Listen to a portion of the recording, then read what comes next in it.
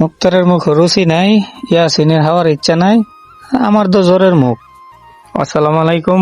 আজকে চলে যাচ্ছি আরেকটি অনুষ্ঠানের দাওয়াতে। আমার সাথে আছে জাকির ভাই। তো আমরা আইসা দেখলাম আমাদের আগে লোকজন খাইতেছে, তাই আমরা অপেক্ষা করতেছি। আমরা বসার পরে আমাদের ইমাম সাহেব অনুষ্ঠান আয়োজককারীর জন্য দোয়া শুরু করেন।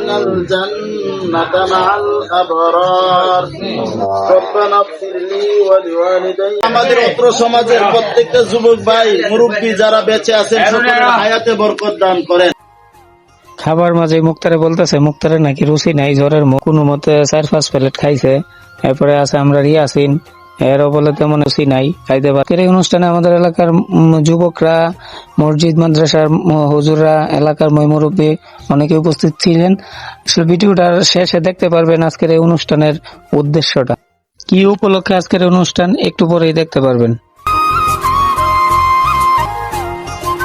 অনুষ্ঠানটি মূলত ছিল একটি বাড়ির ছাদ ঢালাই উপলক্ষে। তো আমাদের কালাম ভাই বা আমাদের বাগনা সানিদের বাড়ির ছাদের ঢালাই উপলক্ষে আজকের এই অনুষ্ঠান ছিল। পরিশেষে এই দোয়াই করি অতি দ্রুত সুন্দরভাবে তাদের বাড়ির কাজ সম্পন্ন হোক। সবাই ভালো থাকবেন।